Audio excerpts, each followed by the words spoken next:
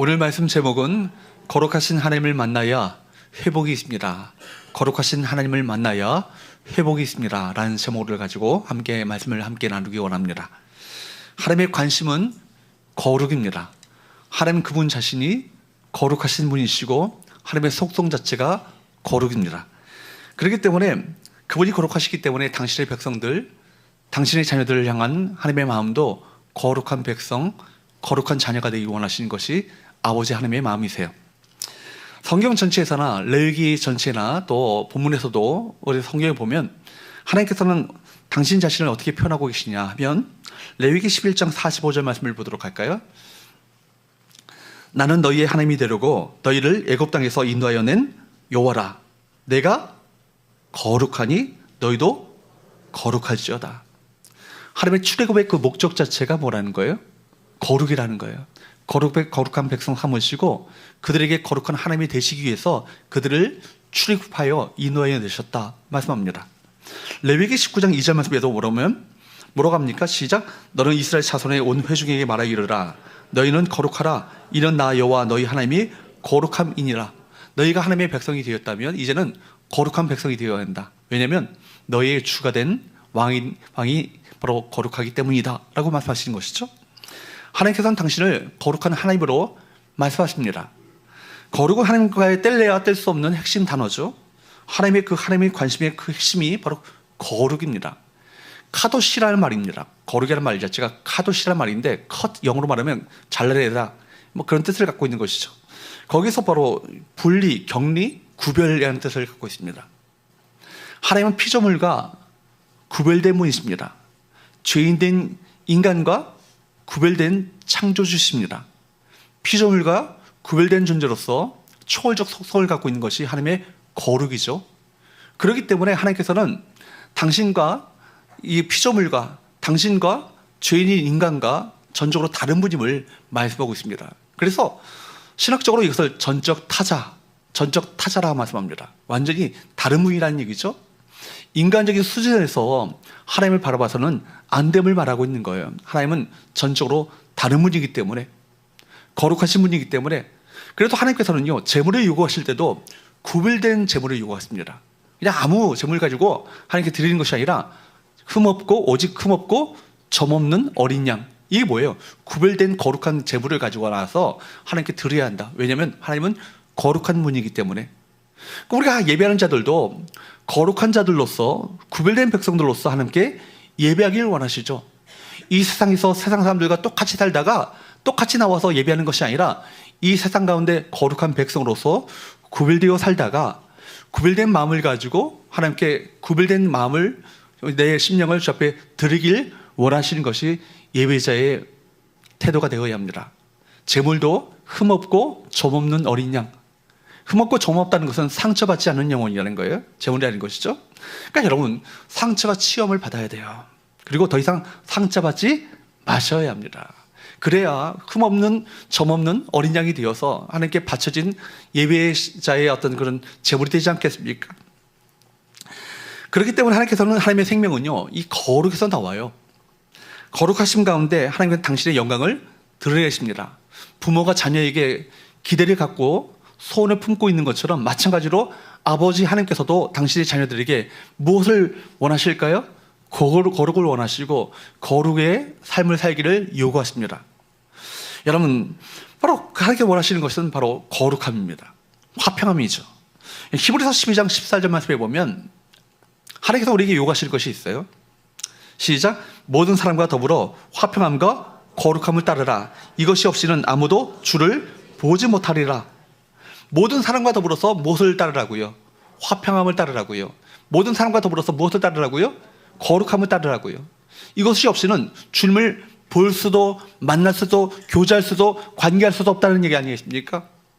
여러분, 예수 믿은 지 몇십 년이 됐다 할지라도, 목사, 장로, 집사, 권사, 심지어 선교지에 나가서 선교사가 됐다 할지라도 화평함과 거룩함이 없으면 하나님을 보지 못한다. 이것이 성경의 선언이에요. 거룩함과 화평함을 따르라. 해도 되고 안 해도 되는 옵션이 아니고 뭐예요? 명령이라는 것은 뭐 해야 합니까? 순종해야 한다는 거예요. 그렇기 때문에 화평은 사랑과의 관계고 모든 사람과 더불어서 화평함을 따라야 되고 또 우리가 따라야 될 것은 거룩함을 따라야 돼요. 거룩은 하나님과 사랑과의 관계죠. 화평과 거룩이 없이는 하나님을 보지 못한다. 하나님은 그만큼 공동체를 관해서는 화평함을 요구하고 계시고 개인의 관계에서는 뭘 요구하신다? 거룩을 요구하신다. 그만큼 거룩에 관심을 갖고 계셔요. 문제는 하나님께서 그토록 관심을 갖고 계시는 거룩에 대해서 우리는 그렇게 관심 두지 않는다는 데 문제가 있는 거예요. 하나님은 사랑이시다. 하나님 우리 모든 것을 다 품어주신다. 용서하신다. 우리를 받아내신다. 안아주신다. 감싸주신다. 이런 말은 땡큐 오케이 너무 좋아. 그렇지만 하나님은 거룩하시기 때문에 너희도 거룩하라. 이 말씀은 나와는 뭔가 좀 상관이 없는 것처럼 보이고 어떻게 인간 대해서 그렇게 살 수 있겠어? 라고 치부하는 삶의 패턴 가운데 살고 있지 않습니까? 사랑이라는 단어는 너무 좋지만 매력적이지만 여러분 거룩이라는 단어는 매력적으로 다가오지 않는다는 데 문제가 있는 거예요. 그러나 이런 갈보리 십자가는 거룩과 사랑이 만난 장터라는 것을 기억해야 합니다.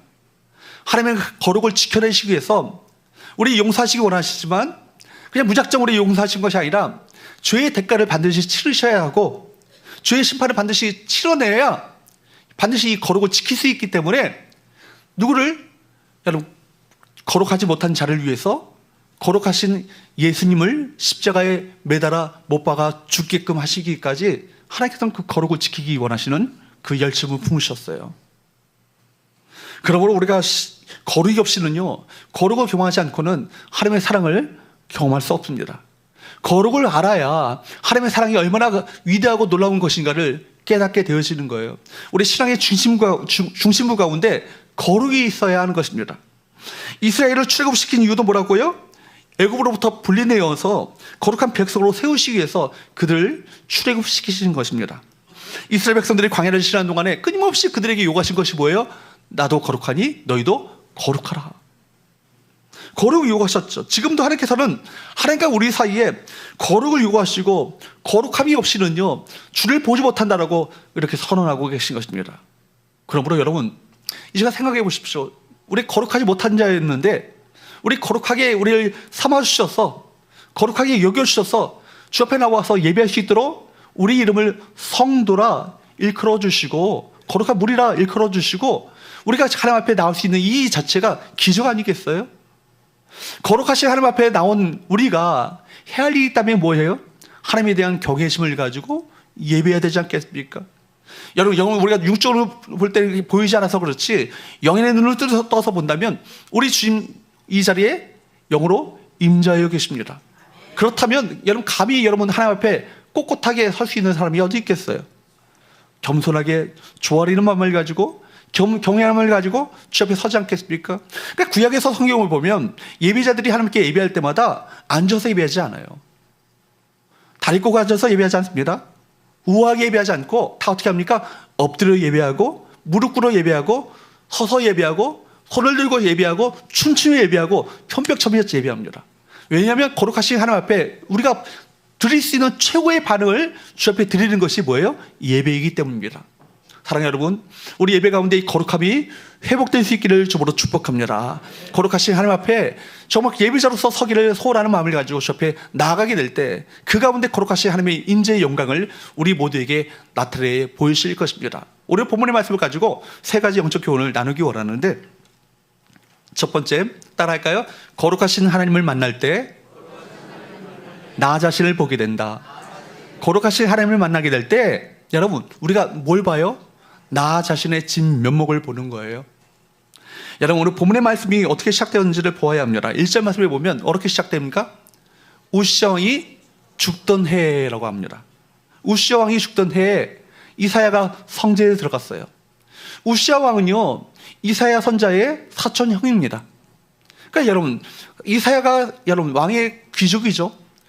언제나 우시아 왕은 그에게 있어서 버팀목이 되었고 보호막이 되었고 큰 힘이 되었던 것이 우시아 왕이에요. 어려운 문제가 있거든 형에게 찾아가서 문제를 얘기하면 형이 다 처리해주는 그런 얼마나 버팀목이 되었던 왕이었겠습니까?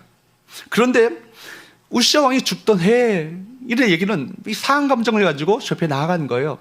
우시아 왕이 16살 때 왕이 된 이후에 52년간을 왕위를 통치합니다. 왕위를 통치하는 가운데 나라가 부강해지고 강성해지고 많은 나라로부터 조공을 받게 될 정도로 힘을 갖게 되었어요. 여러분, 근데 문제는 이렇게 나라가 부강해지자 우시아 왕 가운데 마음 가운데 무엇이 찾아와요? 교만이 찾아와요. 강성해지고 부강해지고 모든 것이 잘 돼지고 편하다, 이때가 가장 위험한 순간입니다. 넘어질 수 있는 순간이죠. 교만이 찾아올 수 있는 순간입니다. 나를 높일 수 있는 순간이죠.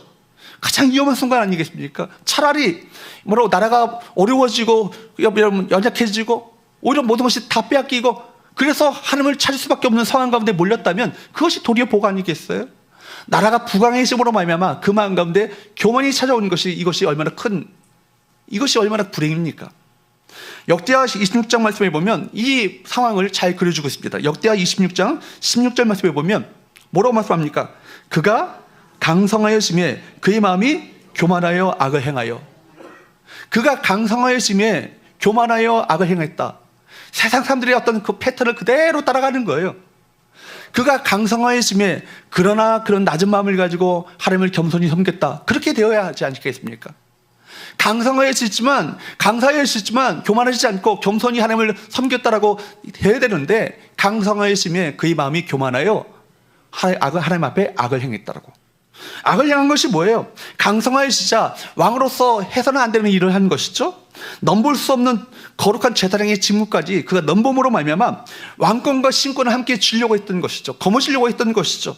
그래서 여러분, 거룩한 제사장이 드려야 할 이 분향을 그가 자기가 직접 하겠다고 나선 것입니다.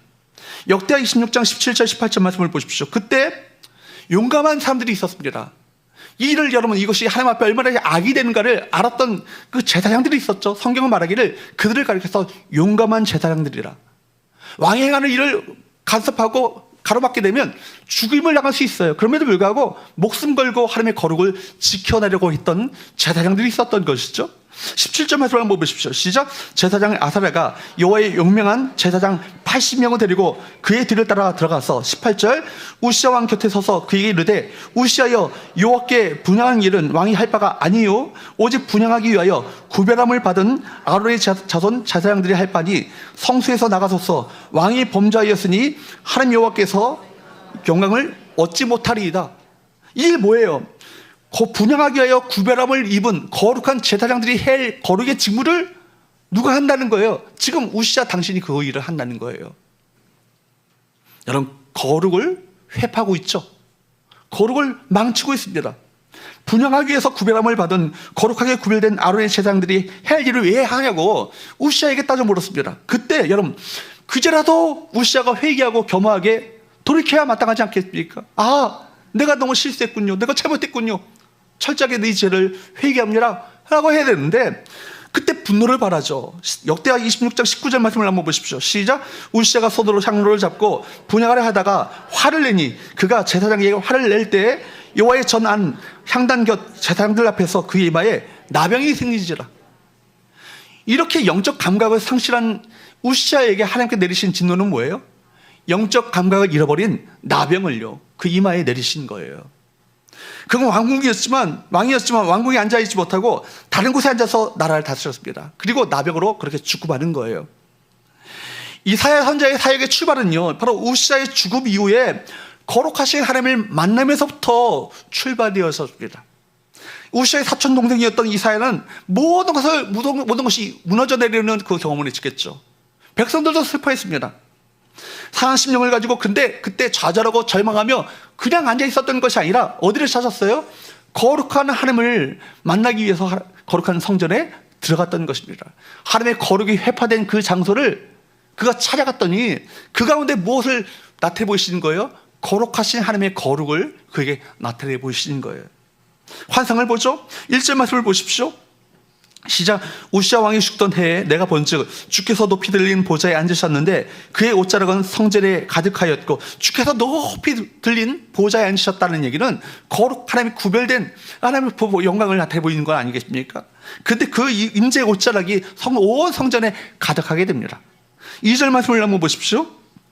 시작. 스랍들이 모시고 섰는데 각기 6날개가 있어 그 둘로는 자기 얼굴을 가리었고 그 둘로는 자기의 발을 가리었고 그 둘로는 날며 성전은 하나님의 영광으로 가득 차 있었습니다.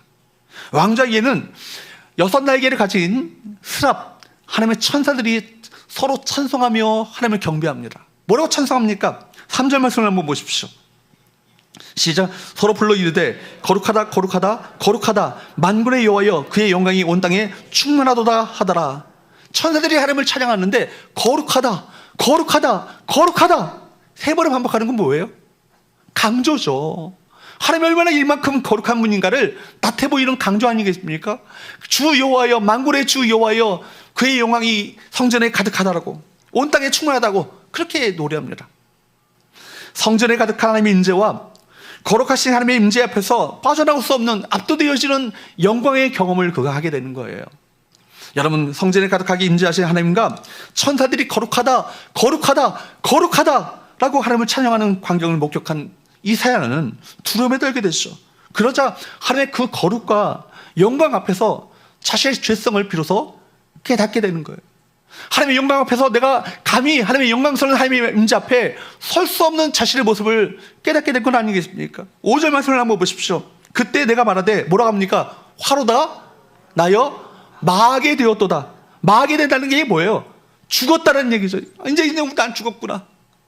왜냐하면 내가 죄인인데 감히 영광스러운 거룩하신 하나님 앞에 설 자격이 없는 자인데 하나님을 뵈게 됐으니 내가 이제 죽었구나. 그렇게 탄식한 거예요. 죄인이 하나님을 만나면 죽습니다. 거룩하신 하나님을 만나면 죽을 수밖에 없어요. 하나님께서 모세에게 뭐라고 말씀하셨죠? 출애굽기 33장 20절 말씀에 보면 뭐라고 말씀하십니까? 시작. 또 이르시되 내가 내 얼굴을 보지 못하리니 나를 보고 살 자가 없음이니라. 여러분, 하나님의 얼굴을 보고 살 자가 없는 이유가 뭐예요? 죄인이니까. 하나님은 거룩하다는 것은 죄를 용납지 못한다는 얘기 아니겠어요? 죄를 용납지 못하기 때문에 바로 이 죄인인 인간이 하나님을 만날 자격이 없는 거예요. 죄인인 인간이 감히 거룩하신 하나님 앞에 설 수 있겠습니까? 거룩하신 하나님 앞에 감히 설 수 있는 의인이, 세상에 의인이 어디 있겠어요?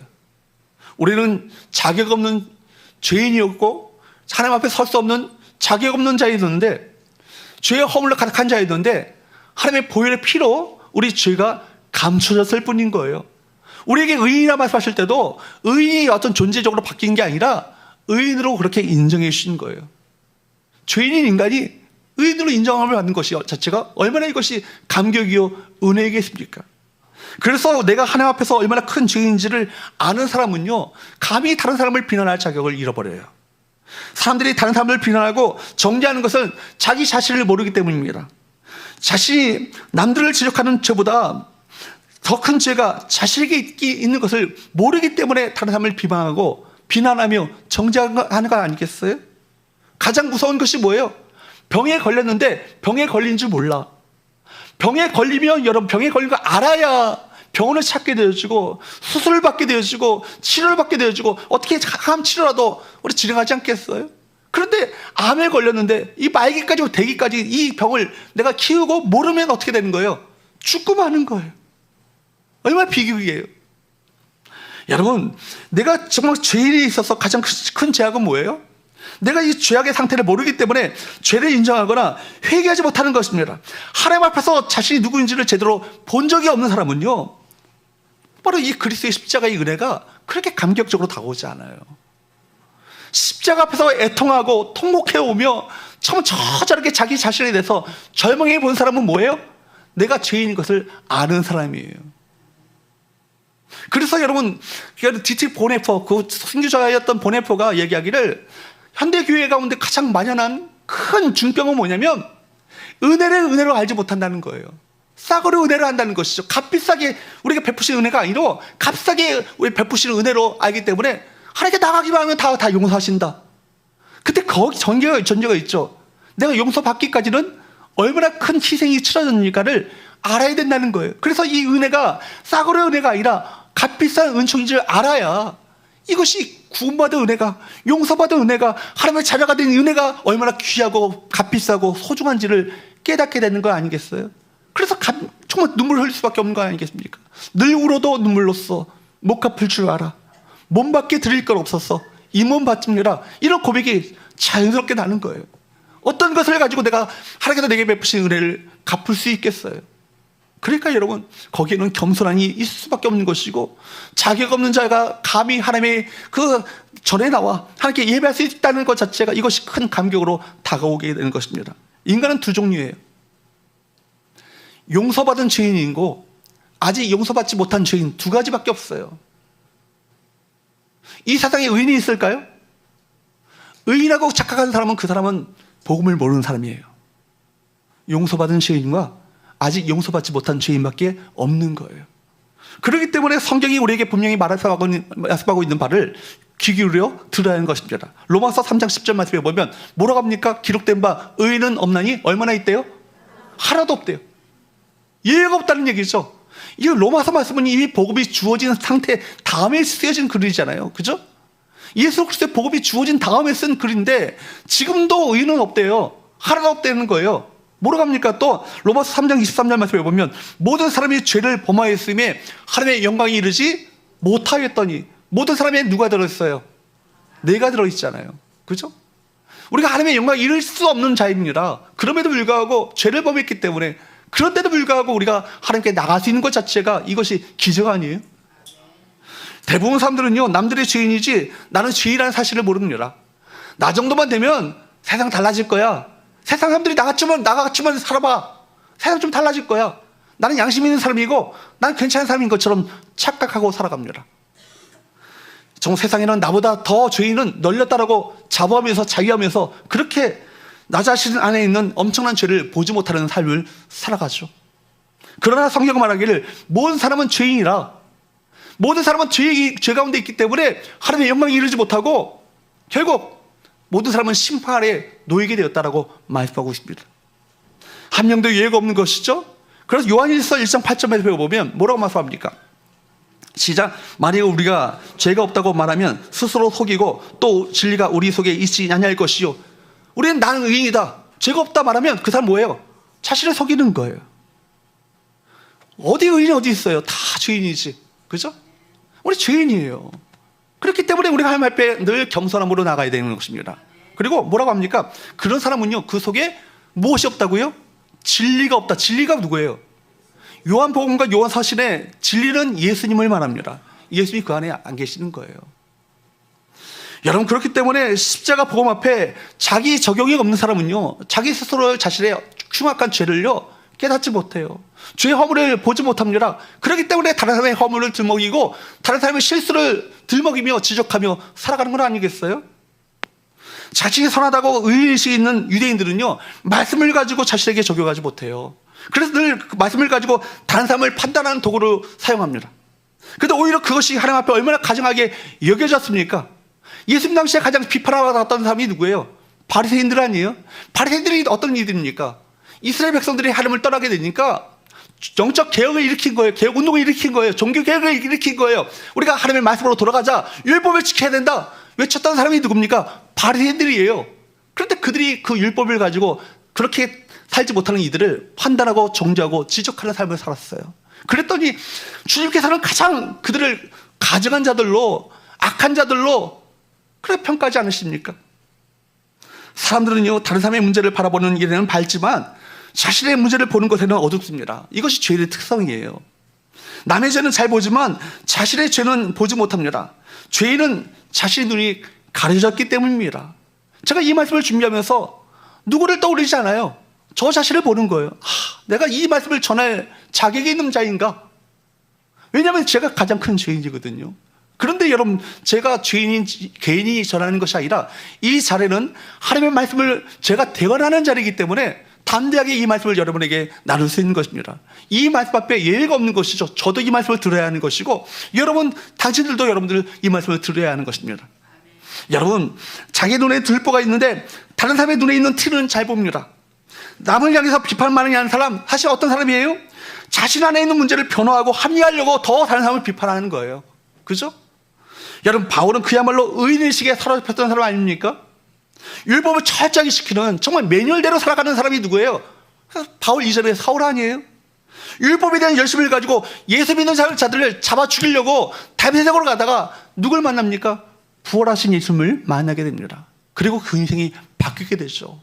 이제는 내가 율법을 철저하게 지킴으로 말미암아 얻게 되어지는 의가 아니라 십자가의 의만을, 십자가의 보혈을 통해서 얻게 되어지는 의만을 자랑하며 살았던 이가 누굽니까? 바로 바울이에요. 그래서 여러분 디모데 전서와 디모데 후서 말씀에 보면 바울의 일생 가운데 이제 마지막 썼던 그 바로 이혼과 같은 말씀들이 바로 디모데에게 보낸 편지들인데, 많은 사역을 했습니다. 많은 교회를 세웠습니다. 많은 일꾼들을 세웠죠. 하나님 나라를 위해서 척척한 공로를 세웠습니다. 그런데 그가 고백하는 고백을 한번 들어보세요. 디모데전서 1장 15절 말씀을 한번 보십시오. 시작. 믿보다 모든 사람이 받을 만한 이 말이요, 그리스도 예수께서 죄인을 구원하시려고 세상에 임하셨다 하였도다. 죄인 중에 내가 괴수니라. 바울의 고백이 뭐예요? 죄인 중에 내가 괴수라고요. 죄인 중에 괴수라는 얘기가 뭐예요? 내가 이 세상에서 가장 큰 죄인이라고요. 가장 월스트한 그 죄인이 있다면 바로 나라고, 그렇게 말하고 있는 거예요. 여러분, 이것이 얼마나 겸한 자기 고백입니까? 믿기 전에는 자신이 의로운 삶이라고 자부했지만 예수님을 영접한 이후에는 죄인 중에서 가장 큰 죄인은 바로 나다라고 고백하는 자기 고백이 이 본문 가운데 나타나고 있는 거예요. 여러분, 과거역이 아니에요. 과거에 내가 이렇게 죄인이었다라고 아니야. 지금 복음을 받아들이고 복음을 위해 헌신했고 충성했고 살아왔음에도 불구하고 나는 바로 그리스도의 십자가에 비춰보면 나는 죄인이라, 가장 큰 죄인이라고 그렇게 말하고 있는 거예요. 이것이 십자가의 능력이며 자기 죄를 깨달은 사람의 그 바로 모습 아니겠습니까? 하나님은 이 거룩을 지키기 위해서, 우리를 거룩한 백성으로 회복시키기 위해서, 거룩하지 못한 우리를 위해서 가장 거룩한 흠없고 점없는 어린이와 같은 예수 그리스도를 십자가에 내어주시면서까지 이 거룩을 지키길 원하셨어요.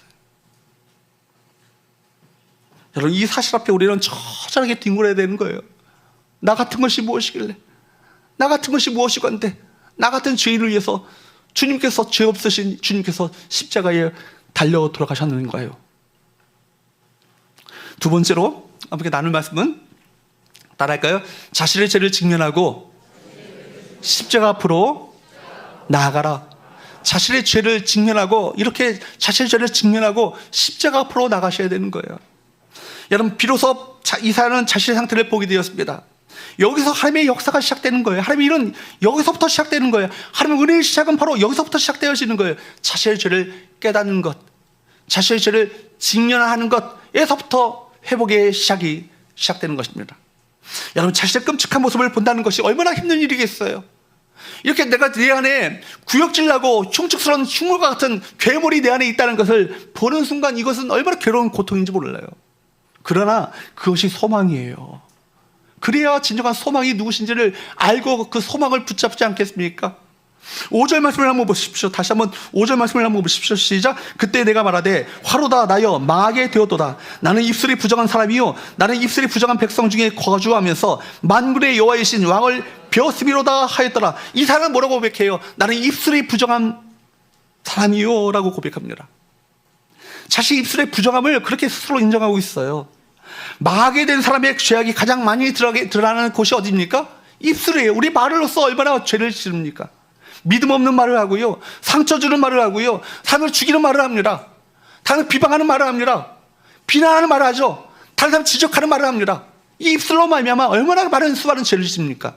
그런데 입술이 짓는 것이 아니라 내 마음속에 있는 것이 입술로 나오는 거예요. 그러니까 이것이 얼마나 처참한 것입니까? 입술이 범죄하는 것은요, 마음이 얼마나 부패했는지를 드러내는 것입니다. 마음이 부패함으로 말미암아 우리 입술로 얼마나 수많은 죄를 짓고 삽니까? 우리 마음에 악독함이 있기 때문이고 그것이 악으로 나타나기 때문입니다. 그 입을 가지고 얼마나 많은 사람을 죽입니까? 그런데 그때 어떤 일이 벌어집니까? 그래서 죄를 고백하고 죄를 자복하며 인정하게 될 때 소망이 있는 거예요. 어떤 일이 벌어집니까? 6절 7절 말씀 한번 보십시오. 시작. 그때 그 사람 중에 하나가 부젓가락으로 제단에서 집어봐 핀 숯을 손에 가지고 내게로 날아와서 그것을 내 입에 흐르대며 이르되 보라, 이것이 내 입에 닿았으니 내 악이 제어졌고 내 죄가 사해졌느니라 하더라. 그렇게 자신의 부끄러운 모습을 인정하고 고백하게 될 때 놀라운 하나님의 역사가 나타납니다. 수랍 중에 천사 중에 하나가 제단에 핀 숯불을 하나 가져다가 내 입술을 지지는 거예요. 이 숯불이지만 사실 번역은 숯불이지만 자갈이죠. 제단의 그 자갈을 빨갛게 달구게 되면 그 위에다가 어린 양을 놓게 되면 빨갛게 그것이 타게 되는 것이죠. 번제가 되는 것이죠. 여러분, 그 숯불을, 어린 양의 피가 묻어있는 숯불을, 자갈을 가져다가 입술을 댔다는 것을 뭘 의미합니까? 예수 그리스도의 십자가의 보혈이 내 입술 가운데 적셔졌다는 것을 의미하는 것이죠. 이거 상징하는 거 아니겠어요? 예수 그리스도의 십자가 보혈로 말미암아 깨끗게 되어지고 정결케 되어지며 회복되어지는 놀라운 역사가 나타나게 되는 것입니다. 그리고 나서 하나님께서 말씀하십니다. 7절 말씀을 보십시오. 뭐라고 말씀합니까? 시작. 그것을 내 입술에 대며 이르되 보라, 이것이 내 입에 닿았으니 내 악이 저해졌고 내 죄가 사하여졌느니라. 할렐루야. 여러분, 얼마나 이것이 오래 듣고 싶어하는 음성입니까? 내 죄가 사해졌고 내 악이 저해졌고 내 죄가 사해졌느니라. 십자가 위에서, 십자가 앞에서 사해하심의 은총을 덧입게 될 때 우리 마음 가운데 사죄의 확신의 음성이 들려지게 되는 거예요. 이 음성이 들려져야 모든 죄로부터, 허물로부터 자유케 되어지는 놀라운 역사가 일어나게 됩니다. 모든 상처로부터 회복되어지는 역사가 나타나게 되는 거예요. 하나님께로부터 용납받고 받아들여짐을 받게 되었고 마지막을 갖게 됐는데 무엇이 아쉽겠어요? 더 이상 굶주린 마음을 가지고 살아갈 필요가 없어요. 누가 나를 상처 준 것으로 말미암아 분노한 마음을 가지고 살아갈 필요가 없는 거예요. 하나님이 다 알아주시는데, 날 맞아주셨는데, 받아주셨는데, 나를 그렇게 나와 함께 하시는데 무엇이 아쉽고 무엇이 여러분 굶주리겠습니까? 사람들의 인정에 더 이상 갈구하는 인생을 종지부를 찍고 이제는 하나님의 인정과 사랑 안에서, 그 은혜 안에서 모든 상처를 뛰어넘고 살아갈 수 있지 않겠습니까? 우리 삶에서 하나님 앞에 회개할 것이 있다면 그렇기 때문에 십자가 앞에 나가야 합니다. 회개 자리로 나가셔서 하나님 앞에 이것을 회개해야 되는 거예요. 여러분, 시편 51편 17절 말씀에 보면 뭐라고 말씀합니까? 하나님께서 구하시는 제사는 뭐라고요? 천천 은금과 승금을 가지고 제물을 드리고 순양을 가지고 숫소를 가지고 제물을 드리는 그 제사를 원하신다고요? 그렇지 않다고요. 뭐라고요? 상한 심령을 받기 원하신다고요. 상하고 통회하는 마음, 상하고 통회하는 그 심령을 하나님께 받기를 원하신다는 거예요. 왜냐하면 그 심령 가운데 회복의 은혜를 베푸셔서 이제는 거룩한 사람으로 변화시키기 원하신 것이 아버지 하나님의 마음이니까. 여러분, 우리 주님은 용서받을 것이 없는 의인들은 물리치시고 상한 심령으로 주님의 불쌍히심을 구하는 자들을 찾고 계심을 믿으시기를 축복합니다. 여러분, 그 사람의 상한 심령을 그리스도의 십자가의 보혈로 치유하시며 회복하기 원하시는 거예요. 여러분, 더 이상 좌절하시고 절망하며 나 자신의 어떤 그런 무능함 때문에 소망 없이 살아가지 마시고 십자가 앞으로 나가셔서 그분의 은총과 자비하심과 사랑을 덧입는, 폭포수처럼 부어주시는 하나님의 사랑을 덧입는 저와 이름 되시기를 주부로 축복합니다. 그것이 모든 상처를 뛰어넘는 능력이 되어지는 거예요. 여러분, 참된 예배 속에서 우리는 하나님의 용서의 음성을 들어야 합니다. 사랑하더라, 내 죄가 사하여졌노라. 사랑하는 딸아, 내 죄가 용서함을 받았노라. 이 음성을 들어야 진정한 회복이 있지 않겠어요? 이 예배를 통해서 우리의 죄를 용서하시는 하나님의 은혜가 저와 여러분에게 풍성히 충만히 임하게 되기를 주부로 축복합니다. 그럴 때 하나님께서 주시는 용서를 붙잡고 어떻게 살아야겠다라는 결단을 가지고 이 세상 가운데 나가게 되는 거예요. 마지막 세 번째, 따라할까요? 은혜에 대한 감격으로 하나님의 부르심에 응답하라. 은혜에 대한 감격으로 하나님의 부르심에 대해 응답하셔야 돼요. 은혜가 뭔지를 깨달으셔야, 은혜가 이것이 아니고 싸구려 은총이 아니고 값비싼 은혜인지를 여러 처절하게 절실하게 느껴져야 이것이 감격이기 시작했어요. 그 감격을 가지고 살아가게 될 때 여러분, 그 심령 가운데 하나님의 콜링이, 소명이 들려지게 되는 거예요. 그리고 자원한 심령을 가지고 반응하게 되겠죠. 하나님께서는 죄사함의 은혜를 깨닫고 거룩을 경험한 사람에게 소명을 주십니다. 8절 말씀을 한번 보십시오. 시작. 내가 또 주의 목소리를 들으니 주께서 이르시되 내가 누구를 보내며 누가 우리를 위하여 갈고 하시니 그때 내가 이르되 내가 여기 있나이다, 나를 보내소서 하였더니. 이것이 하나님의, 이 시대를 향한 하나님의 탄식 아니겠어요? 내가 누구를 보내겠는가? 누가 나를 위해서 우리를 위하여 갈 것인가? 탄식하십니다. 사람이 없어서 하나님 사람을 부르신 것이 아니에요. 하나님의 속성을, 하나님의 거룩한 속성을 가장 닮은 백성, 이 세상 가운데 하나님의 거룩을 잘 나타내 보일 수 있는 그 사람을 찾으시고 그 사람을 보내시기를 원하셔서 이 세상 가운데 하나님의 거룩을 드러내기를 원하십니다. 여러분, 우시와 같이 자기를 높이기를 원하고 교만하여 하나님 앞에 방제해 행하는 사람 아니고요, 강성하여 유능한 사람 아니고요, 어떤 사람이요? 하나님 앞에 두려워 떠는 사람, 경외심을 가지고 하나님 앞에 정말 은혜 앞에 내가 몸밖에 들릴 거 없어서 내가 모든 것을 바치겠습니다라고 그런 차원한 심령을 가지고 은혜에 감격하여 나가는 그런 자들을, 순종하여 나가는 자들을 찾으시고 그들에게 귀한 콜링을 맡기시는 거예요. 우리 어떤 존재였습니까? 화로다 마게 되었도다, 화로다 이제 죽게 되었다라고 말 수밖에 없었던 그런 자들 아닙니까? 그런데 우리가 놀라운 하나님의 은혜를 입었어요. 받을 자격이 없는 자들에게 베푸시는 하나님의 은혜가 우리 가운데 임하게 되었습니다. 그래서 이제 하나님 앞에 기꺼이 반응합니다. 주님, 보잘것없는 저이지만 주님께서 저를 부르신다면 저를 보내주옵소서. 제가 가겠나이다. 이것이 하나님의 은혜를 받은 사람들의 입에서 나오는 당연한 반응이 있어요. 은혜를 입으면 소명으로 반응하게 되는 것입니다. 그렇습니다. 하나님의 은혜를 받은 사람은, 예배 가운데 거룩하신 하나님을 만나는 사람은 하나님의 탄식을 듣고 하나님의 마음을 갖게 됩니다. 하나님의 마음이 있는 곳에 나도 있기를 원하고, 하나님의 마음이 부어진 곳에 나도 거기에 동참하여서 함께 순종하기 원하고 거기에 헌신하기 원하는 마음을 가지고 함께 참여하게 되는 거예요. 자원하는 마음을 가지고, 기쁜 마음을 가지고, 주께서 원하실 것이 이것이기 때문에 내 소욕, 내 생각, 내 고집 꺾어버리고 주님께서 원하시고 이끄시는 그 발을 따라 믿음으로 순종하는 삶을 살아가게 되는 거예요. 이거 어떻게 가능하죠? 성령께서 우리 가운데 부어져야 돼요. 우리 안에는요, 아직도 죽지 못한 옛자의 소욕이 있거든요. 끊임없이 이것이 죽어야 돼요. 나는 죽고 예수로 사는 삶이 뭐예요? 성령님으로 말미암아 변화된 예수와 연합된 사람으로 이제는 이 성령님의 의지하여서 살아가는 삶을 살아야 되는 것 아니겠습니까? 죄인의, 여러분, 재물에게는 두 가지 특성이 있잖아요. 하나는 뭐예요? 흠없고 점없는 어린 양 같은, 여러분, 흠없는 구별된 재물을 드리는 거예요. 그죠? 흠이 없다는 것은 상처 없는 거예요. 상처함을 치유함을 받아야 되고, 상처를 치유받았다면 이제는 상처받지 않는 삶을 사셔야 돼요. 이것이 하나님 앞에 드려져야 할 재물이에요. 두 번째 뭐예요? 완전한 죽음이에요. 완전한 죽음은 왜 각을 떠요? 완전히 죽이는 거 아니겠어요? 재물이 완전히 죽어야, 죽은 것 같은데 다시 좀비처럼 살아나. 그러면 재물이 되겠어요? 안 되잖아요. 그죠? 여러분, 개를 죽일 때 완전히 죽여버려야 되는데 잡다가 놓쳐버려서 어떻게 될까요? 온 동네에 난리를 나지 않겠습니까? 잡으려면 완전히 토막을 내서 잡아야 되는 거예요. 나를 그렇게 하나님 앞에 토막 내어서 각을 떠서 주 앞에 온전히 드릴 때 내 안에 부활하신 주님께서 살아 역사하는 놀라운 역사가 나타나게 되는 거예요. 사랑하는 여러분, 이게 바로 하나님의 은혜를 깨닫고 치유받고 회복된 하나님의 사람들의 삶의 모습이 바로 이것입니다. 여러분, 이제 우리 사역이 뭐예요? 구별된 삶을 살아가는 거예요. 거룩한 백성이 되었으니 이제 거룩의 시작이에요. 성화는 끝난 게 아니에요. 성화는 언제까지 가요?